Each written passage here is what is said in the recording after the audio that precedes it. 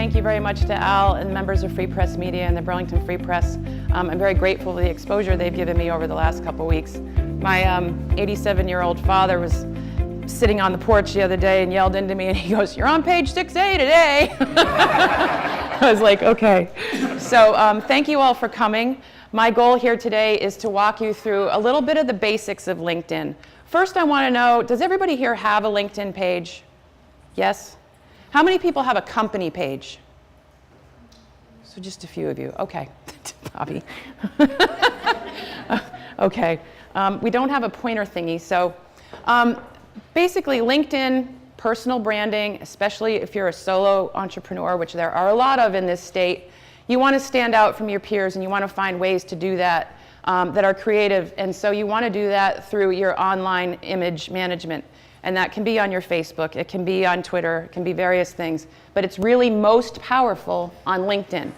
And so this is one of my favorite quotes. And I'm going to get into why this quote is a favorite, because it's about telling your story and who you are.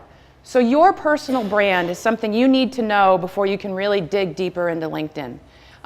Your personal brand is your reputation. How do you want your clients, customers, colleagues, peers to perceive you? And you need to think about your values for that so that you know what means something to you, and then you're going to reflect that in your LinkedIn profile. Before I go any further, I just want to mention there's a perception about LinkedIn, of course, that LinkedIn really did start as a job-seeking tool. People could put their resume online, recruiters would go look.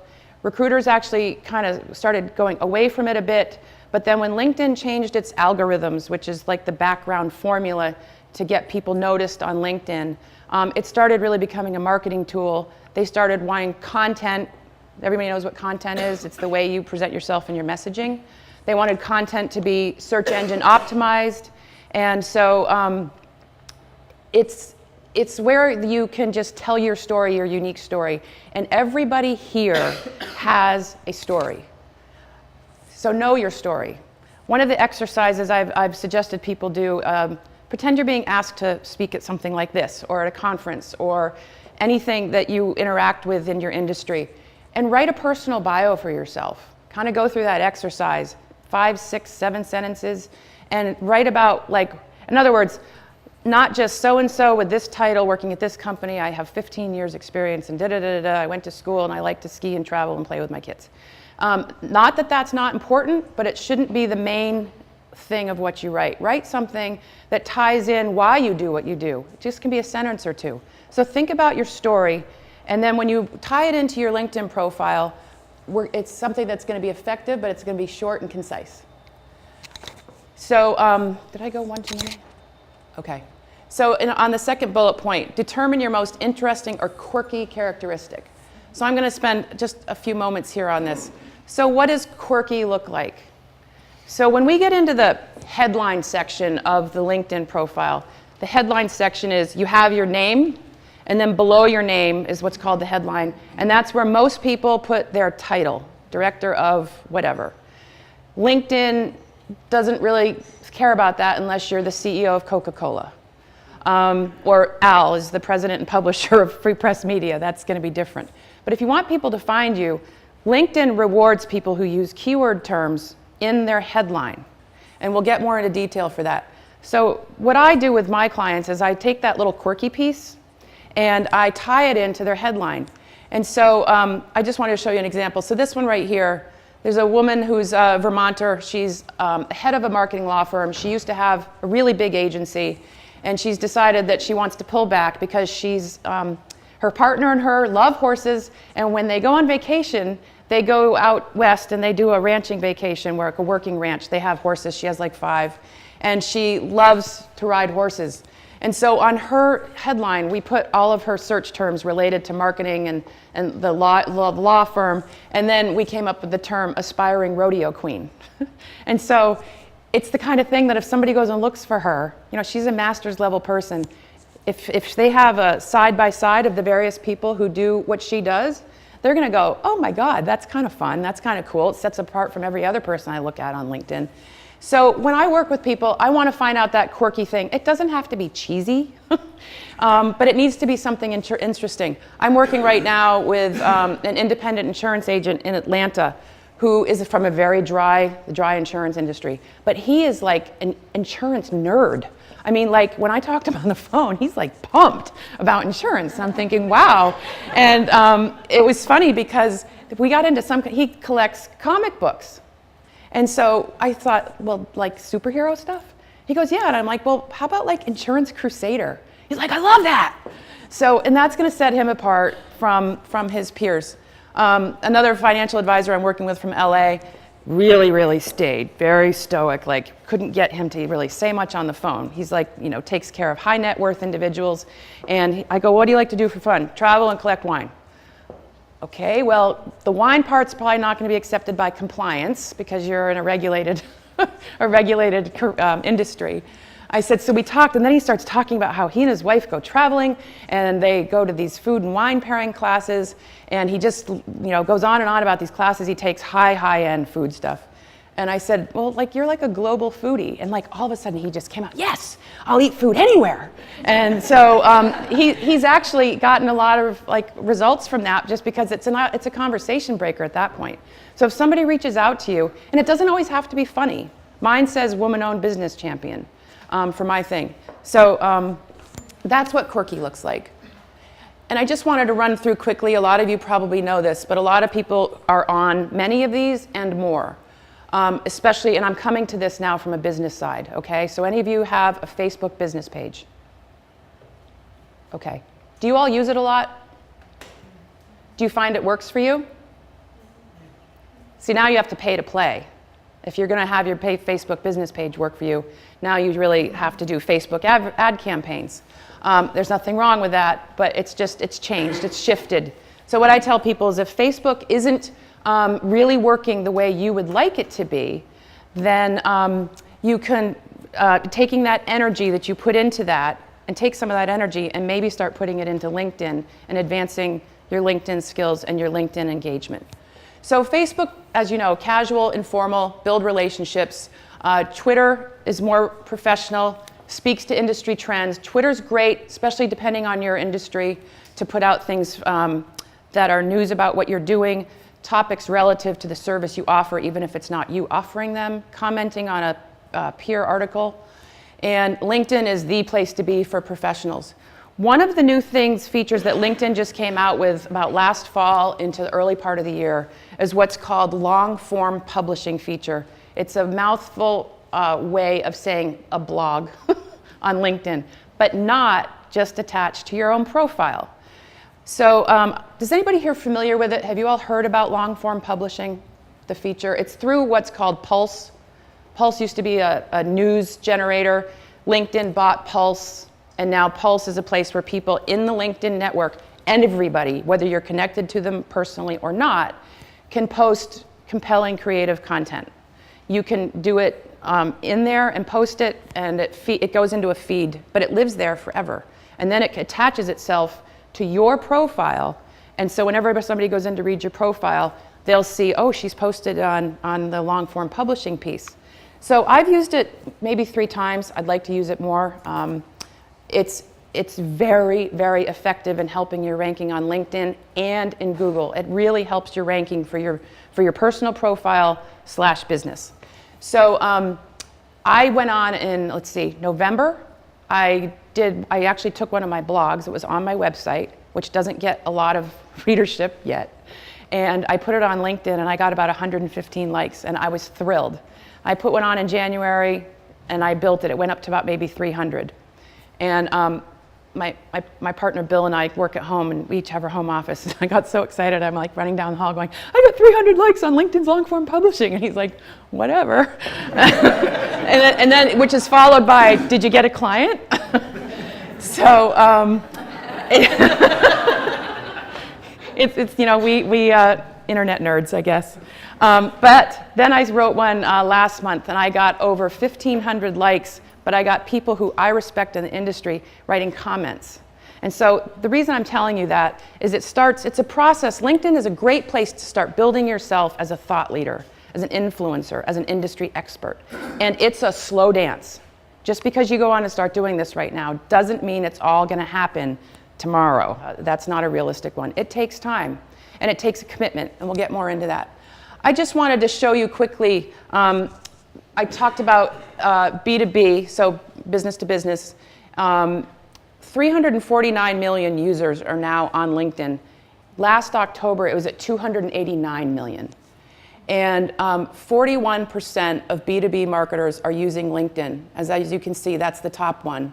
And B2C still use more Facebook, but it's building on LinkedIn. And even though 9% doesn't sound like much, it's building. And I'm going to get into whether or not it makes sense for you to have a company page toward the end of this talk. But I just thought that that's an interesting graph for people who are in real estate. Having a Pinterest, even maybe a YouTube makes sense. And you can connect your YouTube channel to your LinkedIn profile. So there's lots of ways to use all of that together. LinkedIn is the third fastest growing social network. It's actually almost, in some statistics that you read, it's almost up there with Twitter. And like I said before, it's not just a job seeking tool anymore.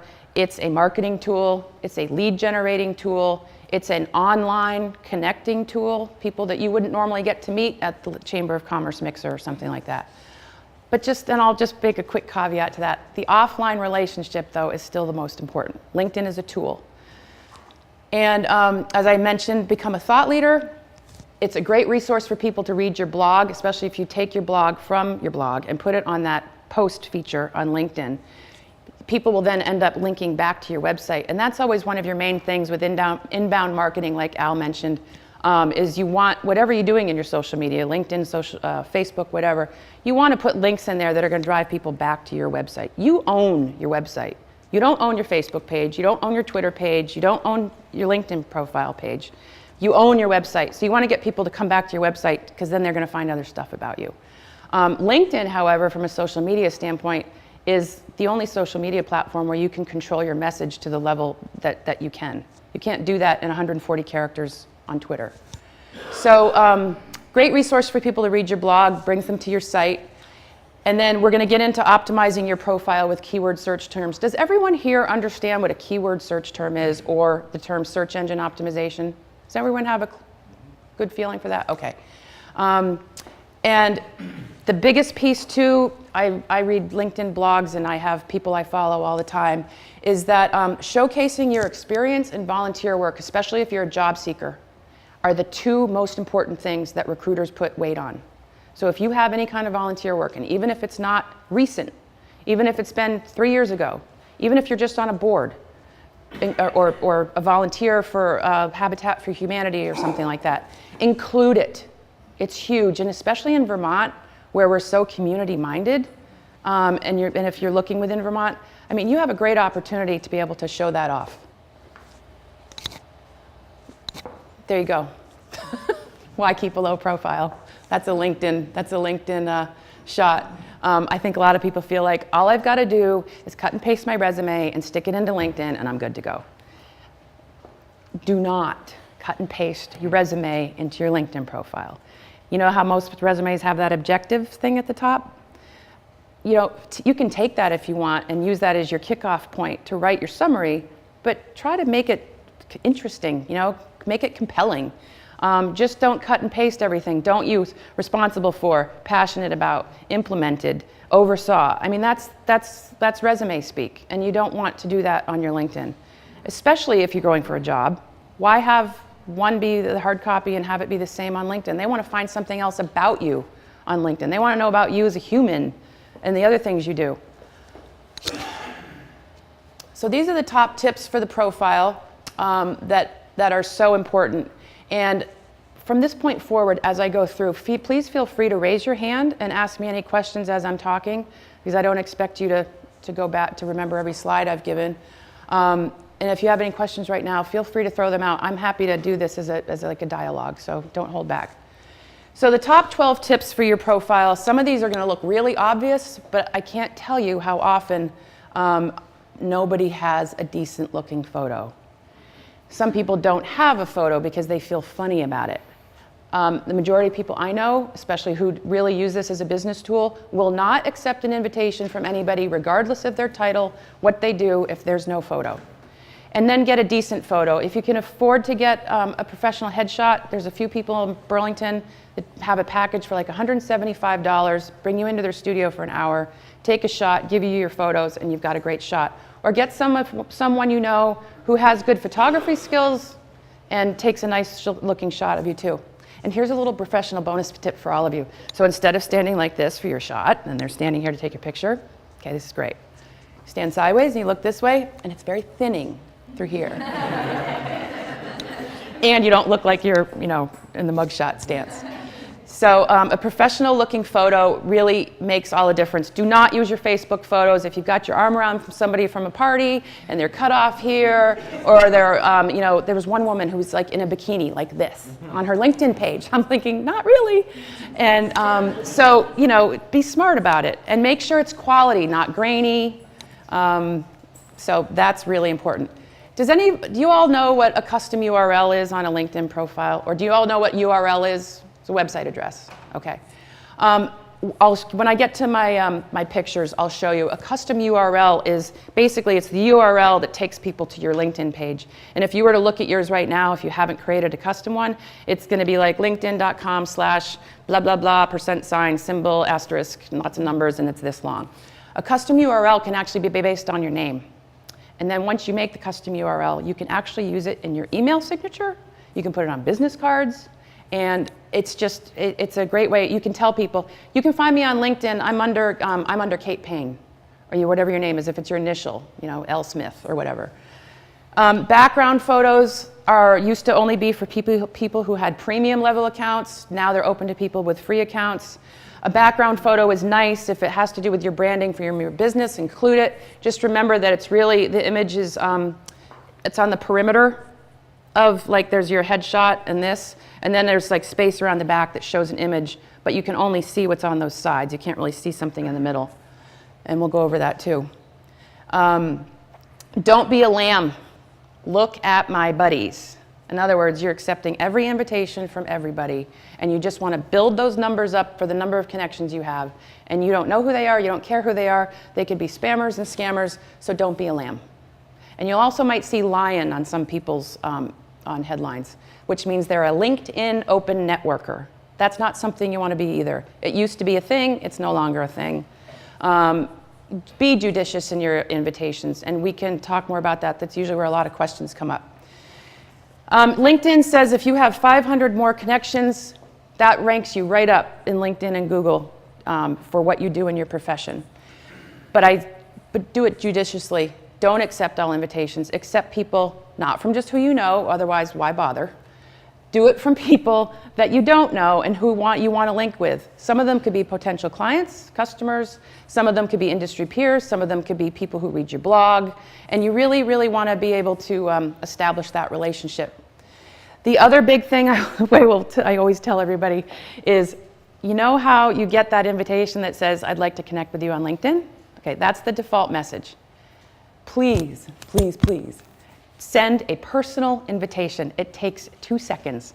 Take that invitation and send a thing saying, oh, you know what, I saw you at the Champlain Chamber Mixer last night. Really enjoyed talking to you about X. I'd like to connect with you on LinkedIn. Or something like this. I would love, you guys totally invite me to connect with you on LinkedIn if you'd like. And you say to somebody, if you go to a conference, heard your conference on X, really enjoyed it, let's connect. All those people that you want to build, they're thought leaders. You want to connect with those people because their networks are huge. And so their network helps your network. And sending a personal invitation is key, and I would say most business leaders and industry leaders and thought leaders will not accept an invitation if it's not been written personally. And it just needs to be a sentence. Adding media is great. You can put in videos, your YouTube channel, white papers, ebooks, anything like that, presentations, slide presentations, all of that can be connected in the top portion of your summary. Compelling summary, again, I talked about that, is writing it in a creative way, and I've got a few examples. Avoiding industry jargon, I'm sure you all probably understand that. If you're an engineer or you're a lawyer or something, stay away from all that industry speak. and make it accessible for people. And the optimization piece I'll get to here in just a second. Okay, so this is my headline. So this was what I was talking about. So this right here is the headline. This is where most people would put their title. And so what I've done here is, so right here, personal brand strategist and speaker is a keyword search term. And then I separate it with a pike. You can use a pike, a bullet point, something like that. And then Vermont Public Relations is another search term. And then this is where I usually do the sort of quirky, interesting thing right here, which is not a search term. It's just the thing that makes you human. LinkedIn and Google recognize this as a search term when there's this separator in between. So that's what LinkedIn and Google search for first. So if somebody goes in and types in Vermont Public Relations, then that's going to help my profile rise up because I've used that keyword strategically in my headline. Does that all make sense to you? Okay. So, and then this is where your URL address would be. So if you went onto your LinkedIn page right now, this would be there. It wouldn't have your name spelled out. It would be like this long. And so you can go into, when you go into your page and you're in edit mode, there'll be a little gear icon. You know what the little gear icon looks like? You can click on that, and there'll be a pull-down menu, and it'll say Create Custom URL. A new window will open, and in the upper right-hand side of your LinkedIn page, they'll say Create a Custom URL, and you can type in, Sally Smith. Of course, Sally Smith is totally taken. And if it is taken, it'll recommend things that might work for you. Or if she was Sally Smith and her middle name began with a Z, then she could be, S.Z. Smith. Anyway, you get the picture. You can play around with it. A lot of people think they should do their Twitter handle. I suggest you don't. It can get confusing. Your Twitter handle is your Twitter handle, and I don't think you should tie it in to your LinkedIn page, because your LinkedIn page is about you. It's about you and your brand and what you do. So keep it personal. Oh, and one other little thing, see this? It never says, like if you have 1,500 or 3,000 or 40,000 followers, it never says more than 500 plus. So, and nobody can see that unless they're linked with you. This is about the compelling summary. Before I get into this, does anybody have any questions about the custom URL or anything else to this point? Yes? Question. You said if you just send out, basically you click to invite somebody and post whatever it's going to say. Yes. If you've already invited somebody, it doesn't let you invite them again. So How do you go back? Well, of course, LinkedIn makes that difficult. So the trick is you all know when it says people you may know, and you may know them. And then underneath it says connect. So there's like their headshot, and then it says connect.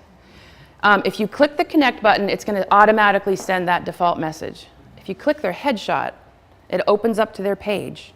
And then at the top says send invitation. Then you send it, and then a dialog box will open to say, how do I know this person? Use your current business thing. Don't use the I've never met this person, don't even go there, because then they're going to ask you for their email and this and that. Just say, we've done business together, there's a button. And then under that, choose the title, because in your experience section will be all the titles you've held, or the positions you've held in your experience section. Click the one that's currently with you, and then you can write the message. And it's just a one sentence. I heard you speak at X conference, really enjoyed your talk on, love to connect on LinkedIn. Even if you haven't done business together, because that's the way you can get the message out there.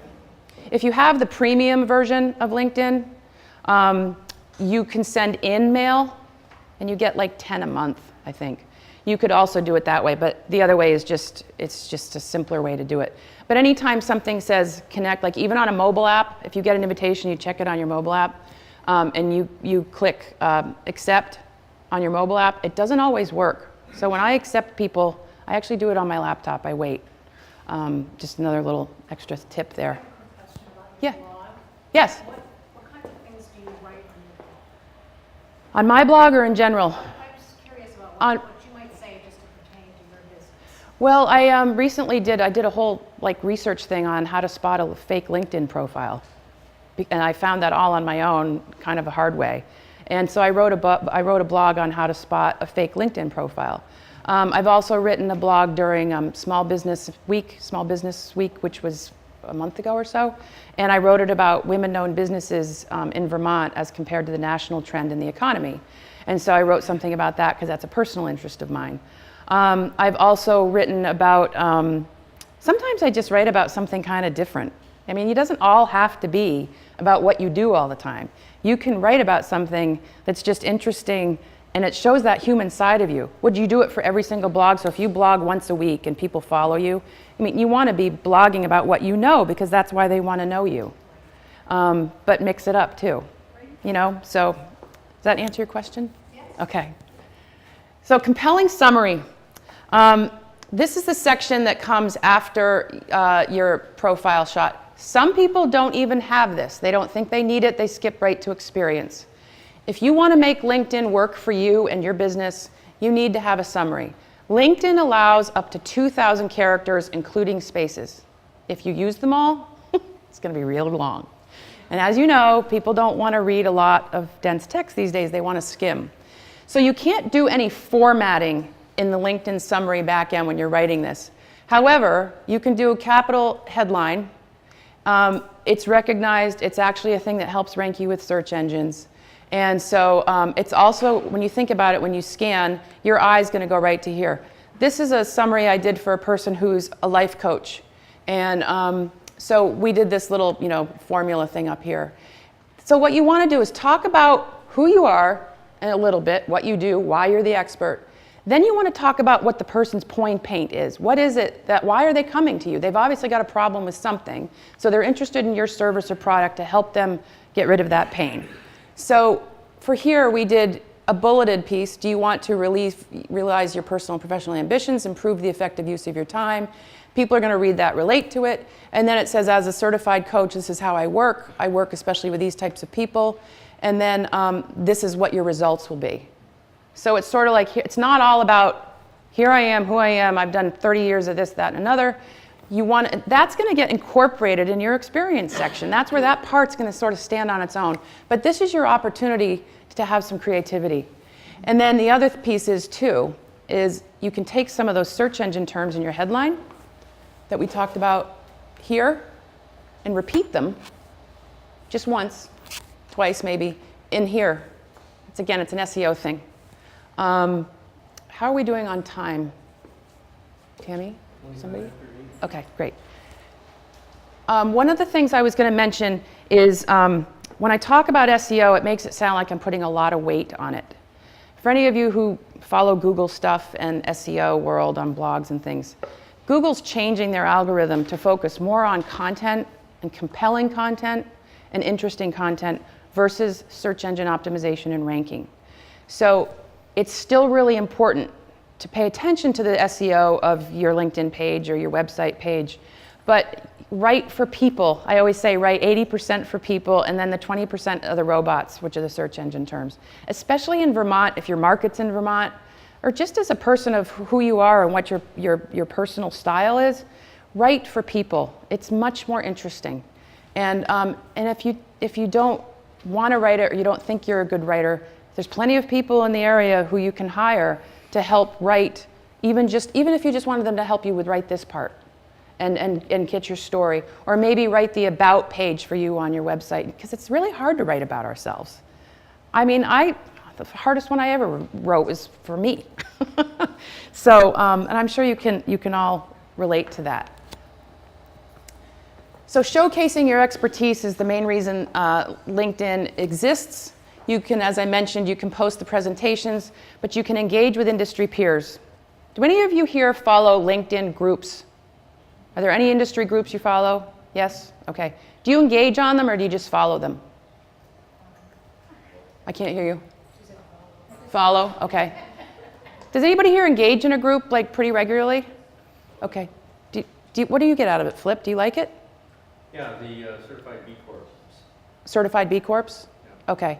So that's the thing. You could have maybe 10 groups you follow because you're interested and they will put posts up, and then you'll be a listener and you'll want to learn what they're saying.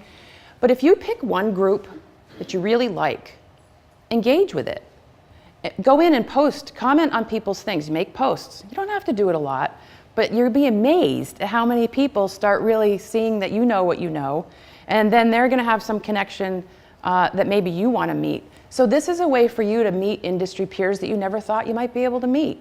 I've got 2 people I've been following for years on LinkedIn who are like my geeky little celebrities. And I attended a webinar and I sent them a personal invitation, and she actually came back to me with a truly, sincerely personal message and connected with me on LinkedIn. And I'm like, wow, I mean, it's the geek thing in me, but it's like, it just shows you that it's working, and to have fun with this, and that who knows where it's gonna take you. Always connect your website and blog. You're allowed 3 URLs to connect to things. So even if you don't have a blog, like you don't blog for a company, but maybe you have a personal blog because you're a creative writer, connect it if you want to. And then if you have a LinkedIn YouTube channel, it's another opportunity to get that out there if you have one or your company has one. And we'll get into requesting recommendations in a bit. So here's the piece about the LinkedIn groups. There's also, people get confused between following companies and joining groups. Following companies are just companies that maybe you do business with. If you're a job seeker, follow the company that you're going to interview for because they're going to go look. 98% of recruiters and headhunters go to LinkedIn first before anything else. So if you're going to want to interview for 7th Generation, you better be following 7th Generation's LinkedIn page. That should be there, okay? So make sure you keep that in mind. Same thing if you want to get a client or a customer with another company, maybe you should be following. If they have a LinkedIn group, follow them, but research it. It takes a minute. It just shows that you're proactive and paying attention. So now we're going to talk about company pages. LinkedIn would totally, by the way, I don't work for LinkedIn. I have nothing to do with LinkedIn. They don't pay me for any of this. This is just all my thing. LinkedIn would tell everybody they need a company page. Everybody does not need a company page. Could I see a show of hands? Who is thinking about a company page who is also a solo entrepreneur or a business with less than 3 employees? Okay. Do you have a company page? I have a company page for one client. I'm thinking about a personal company page. Okay. What about you, Flip? Not yet. No? No? Okay. Have you been thinking about it? Wondering it's worth it? Okay, so my quick thing about that is if you are your own personal brand and you are the person that is always meeting with your clients and interacting and engaging, then probably having your page alone is sufficient. If you start to build and you start to travel and you start to really expand your business and maybe you start to have a team of employees, then considering a company page would be worth it for you. And then you link them together, obviously. You can't have a company page without having your own personal page. So that's how you can get that together. I did a little pro and con here. The pros, which are huge if it's a bigger company, is to get your employees to use their personal pages to link to your company page. So if somebody researches your company, goes to the company page, on the right-hand side, it'll show all the people who are employees in that company. Not to mention the fact that when you have your employees link with you, their network might be 1,300 people. Someone else's could be 5,000. You have taken that crowd that you have as followers. So if you start a company page, it might say 45 followers. But you're exponentially increasing the expanse of that page. And while you're not going to probably get conversions on that page, it's another place where people do their research now before they buy.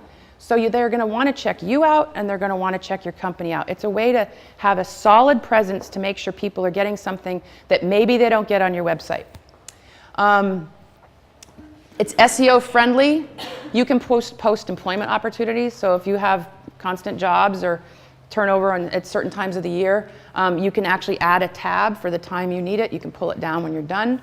So, and that's where a lot of people seeking work go to first. They go to the online, newspaper ads, want ads, and then they also go because they know a company they might want to work for. So 7th Generation actually uses this feature really well, as does Green Mountain Coffee and some of the larger companies.